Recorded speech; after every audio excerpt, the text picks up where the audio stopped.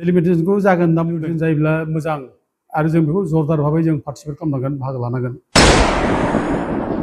माने जोबोद दुखुनांथाव एफा गिदिर संग्राम खालामबाय एनडिएफबिआ 30-35 बोसोर संग्राम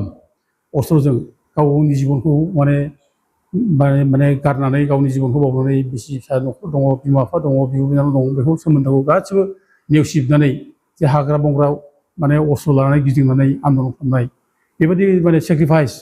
बे सेक्रिफाइसखौ माने मोजाङै माने गोसो होयिया दुखुनांथाव बाथ्रा जादों आरो बे सेक्रिफाइसखौ माने मुल्य होआखै जोंनि मानसिफ्रा बे मुल्य होयिनि थाखायनो बे बिटिआर सुक्ति खालामनाय जादों बिटिआर सुक्तिखौ जुदि मोजां खालामनायमोनब्ला बे एनडिएफबिनि सेक्रिफाइसखौ माने गोसोआव लानानै खालामनायमोनब्ला हयथ' मोजां जागौमोन खिन्थु माथ्र बे माने बिटिआर सुक्तिखौ खालामदों एनडिएफबिखौ माने आनडिउ एडभान्टेज लानानै बोरै पावाराव फैनो हानो बेखौ लानानै खालामनाय जादों दा ओंखायनो दिनै गुरुत्व होआखै एनडिएफबिनि जे गोबां सेक्रिफाइस खालामनाय जेल जाबाय जेलाव दङ हाइनास केसाव दङ सिरि केसाबो उइद्र खालामनांगौ जानांगौ आरो जेलनिफ्राय बख'नांगौ बेखौ खुनु गुरुत्व होआखै जाय फले नै दिनै रन्जन दैमारि बायदि जायनाखि एकर्ड सिगनेटारिस बेबो जेल जाफिनबाय बेफोर देरसिन दुखुनांथाव मा थानांगौ जाय पिस एकर्ड खालामबाय बे पिस एकर्ड खालामग्रा मानसिया जेलाव थाबबाय आरो जायफ्रा एनडिएफबिनि केडारफोर दंबावो बिसोरो गोबां मानसि दिनै जेलाव दं सोरबा फासि अर्डार जाबाय सोरबा लाइफ लं माने पानिशमेन्ट जाबाय बेफोरथ' खम दुखुनांथाव बिराद गाज्रि दा एकर्डआव लिरनानै लाबोबाय माने एनडिएफबिनि सोमोन्दै सिम्पोल ओरैनो लिरबाय साधारन एखेबारे जे नन हाइनास केस जायनि केसफ्रा नन हाइनास केसफोरखौ माने गिख्रंथाव नङै केसफोरखौल' माने थाखानाय आयेन बादियै नायनाय जागोन होननानै लिरदों आरोखि बिदि लिरदों एकर्डआव 9.4 जायनाखि बिटिआर सुक्ति धारा बेयाव बिदि लिरदों खिन्थु जायफोर हाइनास केस बेखौ मख'वाखै थारमाने बुंनाय जाबाय रन्जन दैमारि मोना बिटिआर सुक्ति खालामदोंबा बे जेलाव थाफिननांगौ बे मिन खालामनाय जादों आरोखि स्पिरिटआ एकर्ड स्पिरिटआ बे जायफ्रा जेल जाबाय बे जेलाव थानांगौ जायफ्रा हाइनास केसाव जायफ्रा दङ बिसोर माने हमजानांगौ बिसोर जेल जानांगौ बिसोरनि केसाव उइद्र खालामनाङा बे होननाय जादों आरोखि जोबोद दुखुनांथाव बियो जों बेखौ दुखु खालामबाय थादों जों बेखौनो लाना बुंबायदों आरो बेखौ लाना जों प्रमद बर'खौ बुंबायदों आरो बेखौ बुंनायनि थाखायनो दिनै प्रमद बर'आ दिनै माने पावारनिफ्राय गोमानो गोनां जादों बिसोर मोननै दायाव बिसोर माने पावार खोमादों बे मोननै जाबाय बिटिआर एकर्ड भुल बिटिआर एकर्ड खालामनायनि थाखाय बे एनडिएफबि मानसिखौ आलाय सिलाय खालामनाय बिसोरनि खुनु मोनसे जेलनिफ्राय गनायबो बाथ्रा गैया बड'सा बिसोर ओरैनो बुंलाबायबाय बिरादनो रायजो राजायाव फल्स प्रपागान्डा एखेबारे एनडिएफबिनि नेता रन्जन दैमारिबो उदां जाबाय उदांफ्राव फैबाय होनलाबायबाय केसआव उइद्र जाबाय नै जागासिनो दं होनलाबाय थाबाय बेफोरबायदि मिसा खोथा बुंनाय नंखाय सुक्ति बिटिआर सुक्ति ओमफ्राय मोनसे जाबाय मिसा खोथा बुंना मोननाय फल्स प्रपागान्डा माने इन्सुरेन्स होलाबायनाय दा बेफोरनो माने बे प्रमद बर'मोनखौ माने मोनखानाय पावारखौनो खोमानो गोनां जानाय खार'ना बेफोरनो आरोखि दा जों बिराद दुखु खालामो जायफ्रा संग्रामि बे संग्रामिफ्रा आलाय सिलाय जायोब्ला माने आघात फैयो गोसोआव दुखु मोनो आरोखि बे संग्रामनि माने संग्रामि जेनेरेसनफ्रा माने मोनसे माने साननाय फैयो आरो दा उमुक जेलाव थाबायब्ला बिसोरखौ जेबो खालामाखिसैब्ला आरो जोंबो संग्राम खालामनानै बिदि जायोब्ला बिदि मोनसे साननाय फैयो आरोखि ओंखायनो जों बे एकर्डनि गेजेरजों जानाखि माने दायथ' लानांगौ एनडिएफबिखौ जेलनिफ्राय बख'नाय बिसोरखौ माने केसनिफ्राय बारग'होनाय आरो बिसोरखौ रिहेबिलिटेसन होनाय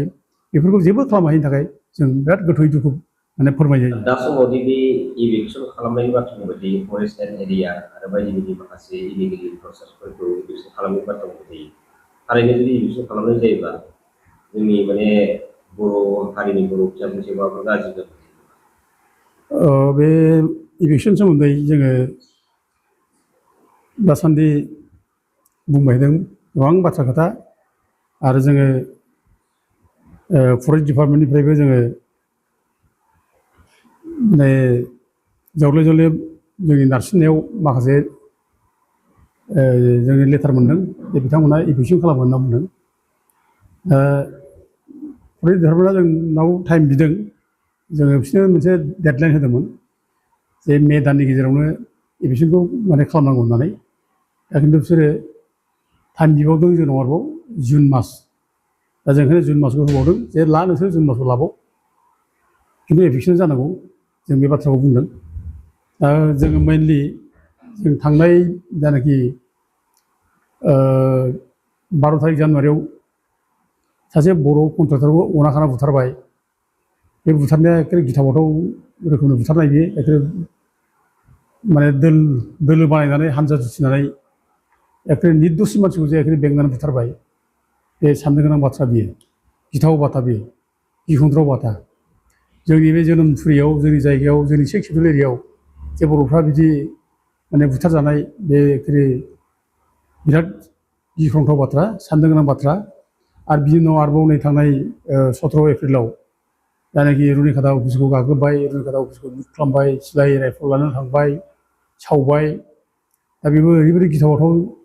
माने जाथाय बियो दा 6 सिडिउल एरियायाव जे बेबायदि अफिस गाग्लोबनो हानाय पुलिस मिलिटारिखौ हामला खालामनो हानाय बे सक्तिखौ ओमफ्राय मोन्दों फालाय बेथ' गिलुबालु सक्ति बे आरो बेबो एनक्ल'जार्सबो जायफोरखौ एनक्ल'जार्स होनानै माने इभिकसन खालामदों फरेस्ट डिपार्टमेन्टआ आरो बिसोरनो उल्था फैनानै गाग्लोबफैदों माने बे बिराद गिलुबालु साननो गोनां बे माने बेगाव गदाय माबा मोनसे गोहो दं बिसोरनि माबाखौ थुलुंगा होनो दा बेनि थाखाय बे जादों होननानै जों सानो बेनिखायनो इभिकसनखौ नांथारगौ इभिकसना जुदि जायाब्ला जोंनि माने भबिष्यतआ खोमसि जागोन बेनिखायनो जों इभिकसननिफ्राय जों जावले जावले दाबि खालामदों दा जों बयबो बुंबाय थादों बयबो दा मिथिगौ जे बे फरेस्ट ओनसोलाव गोबां बाहेरानि मानसि हाबनानै थानाय दङ झारखन्ड बिहार इउपि बेनिफ्राय बेंगलनिफ्राय हाबनानै थानाय दङ जायफ्रा बे जायगायाव असे नङा दा बेफोरबायदि मानसिया जुदि बेयाव हाबनानै थाफैनाय लोब लोब जुदि बे एरियाखौ आवग्रिना लायोब्ला जोंनि भबिष्यतआ मा जागोन जोंनि पपुलेसन डेम'ग्राफिया मा जागोन जोंल' सेस जागोन जों गिनांगोन आरोखि जों भबिष्यतआव जोंनि माने सिनायथिया थानाय नङा जों जोबस्रांगोन दा बेखायनो जों बेखौ होस्रांनांगौ होननानै बे बाथ्राखौ जों बुंनाय जादों होखारनांगोन बाहेरानिफ्राय जेसेबां थाबैनो दं बेखौ इभिकसन खालामनांगौ आरो जोंनि फरेस्ट राइट्स एक्ट 2006 बे आयेन बादियै होखारनांगौ होनना बुंनाय जादों बे आयेन बादियैब्ला जोङो माने आयेनाव लिरनाय नुदों जे 2006नि सिगां माने 13 डिसेम्बरनि 2005निफ्राय सिगां माने 75 बोसोर थानाय जानांगोन बे गुबुन ट्राइबेल नङिफ्रा नन ट्राइबेलफ्रा दा फरेस्ट राइट्स एक्टआव बे दङ माने मोनथाम जेनेरेसन थानाय जानांगोन बे जाहैबाय मोनसे जेनेरेसनाव 25 इयार्स लादों 25 बोसोर 75 बोसोर जायो दा गथिखे 75 बोसोर लायोब्ला नोङो 1931 ओरै जाहैयो आरोखि दा गथिखे बे 1931 थानाय जायफ्रा माने थाबोनाय हाग्रायाव बिसोरल' थानो मोनगोन आरो बिनि बादै बिसोरखौ होखारजोबनांगौ जों बे बाथ्राखौ बुंनाय जादों आरो बेखौनो इमप्लिमेन्ट खालामनांगौ आरो बेखौ इमप्लिमेन्ट खालामबा जोंहा माने रावजोंबो सुथ्रा सुथि जानाय बाथ्रा गैया आयेनखौ इमप्लिमेन्ट खालामनोसै बाथ्रा बुंदों फरेस्टखौ माने प्रिजार्भ खालामनांगोन आरो बे आयेनखौ बाहायनांगोन आरो बे आयेनखौ बाहायनायाव जोंहा ट्राइबेलफ्रा बर'फ्रा जोङो 2006सिम जायफ्रा दंफैखायो जों बेखौ जेबो खालामनो हानाय नङा बे थानो मोनगोन जायफ्रा लेखा दं थानो मोनगोन दा बिनि बादैबो जों सम सम सावरायबोदों बे माने माबाजों फरेस्ट डिपार्टमेन्टजों जे माने 2006नि उनावबो जोंनि बर'फ्रा हाबनाय दङ बिथांमोनखौ एसे नायनांगोन कनसिडार खालामनांगोन बे जोंनि माने गावनि जोनोमफुरियाव गावनि फिसाफ्रा जुदि हाग्रा ओनसोलाव थादों होननानै होखारजायोब्ला आलाय सिलाय जायोब्ला गाबगु खुगु जायोब्ला बेयावबो जोंहा साननो गोनां बाथ्रा फैयो बेनिखायनो जोंनि फिसाफ्रा जोंनि ट्राइबेलफ्रा जाहाथे सोरबा हाग्रायाव इलिगेल हाबना होननानै थिग जाहाथे अना खाना होखारलाबाया जाहाथे बिसोरखौ इभिकसन खालामलाबाया जों बे बाथ्राखौ बुंदों बिसोरखौ मर्यादा गोनां भाबै जाहाथे थांनानै थानो होयो जाहाथे बिसोरखौ माने जुदि सोरबा जुदि इलिगेल जाथारदोंब्लासो हाग्रायाव थानाय दा बिसोरखौ जोङो नांगौबा मोजां रायज्लायनानै बुजाफोरा खालामनानै जाहाथे मोजां मोनसे जायगा थानो जायगा स्कप होयो जों बे बाथ्राखौ बुंदों गाहायै जोङो 2010सिम जायफ्रा दङ बिसोरखौ एसे नायनाया मोजां दा बिनि उननै ओरैहाय फैनाय दंब्ला बेफोरखौ जाहाथे जों रायज्लाय होनलाय जों जाहाथे बेफोरखौ दस्रा बेब'स्था खालामना होयो जों बे बाथ्राखौ बुंदों जाहाथे जोंनि बर' फिसाफ्रा जाहाथे खुनु रोखोमनो गाज्रि रोखोम जाहाथे आलाय सिलाय जानाङा जों बे बाथ्राखौबो सिन्था खालामनानै बुंदों जाहाथे जोंनि बर' फिसाफ्रा माखासे माने एनक्ल'ज खालामना दंब्लाबो हाग्रा ओनसोलाव बिसोर जाहाथे आलाय सिलाय जानाङा बिसोरखौबो जों जाहाथे सनमान गोनां हिसाबै माने थांनानै थानायनि मोनसे बेब'स्था खालामना होयो बे बाथ्राखौ बुंदों मानोना जोंनि जोनोमफुरि बे जोंनि जायगा बे जोंनि जायगायाव जोंनि फिसाफ्रा आलाय सिलाय जायाबा जों बेखौ जों सैज्य खालामनाय नङा आरो जों मोजां मोननाय नङा